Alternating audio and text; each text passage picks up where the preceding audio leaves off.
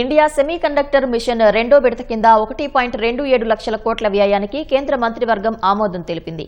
ఈ విడతలో చిప్ తయారీ పరిశ్రమలో ఖనిజాలు, గ్యాస్, ముడి సరుకులను సరఫరా చేసే వారికి కూడా ప్రోత్సాహకాలు అందిస్తారు. 62,500 కోట్లతో మొబైల్ ఫోన్ ఉత్పత్తి ఆధారిత ప్రోత్సాహక పథకం రెండో విడతకు కూడా మంత్రివర్గం ఆమోదం తెలిపింది. మొబైల్ ఫోన్ల ఉత్పత్తికి ఇస్తున్న ప్రోత్సాహం కారణంగా ప్రపంచంలోనే రెండో అతిపెద్ద మొబైల్ తయారీ దేశంగా భారత్ అవతరించింది. 2019-20లో 2.14 లక్షల కోట్లుగా ఉన్న దేశీయ మొబైల్ ఫోన్ల ఉత్పత్తి 2024-25 ఆర్థిక సంవత్సరంలో 5.5 లక్షల కోట్లకు చేరుకుంది.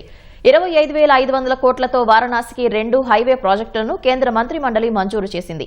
కాశీలో ట్రాఫిక్ ను తగ్గించేందుకు NH31 నుంచి వారణాసి రింగ్ రోడ్ మీదుగా వరుణ నది వెంబడి 43.28 కిలోమీటర్ల మేర ఎలివేటెడ్ కారిడార్ నిర్మాణానికి ఆమోదం తెలిపింది. ఇందుకు 10,998.32 కోట్లు వ్యయాన్ని ప్రతిపాదించారు. వారణాసిలో NH19 నుంచి రింగ్ రోడ్ మీదుగా గంగానది వెంబడి 46 కిలోమీటర్ల ఎలివేటెడ్ కారిడార్ నిర్మాణానికి కూడా కేంద్ర మంత్రివర్గం నిర్ణయం తీసుకుంది. ఇందుకు 14,447 కోట్లు ప్రతిపాదించారని కేంద్ర మంత్రి అశ్విని వైష్ణవ్ తెలిపారు.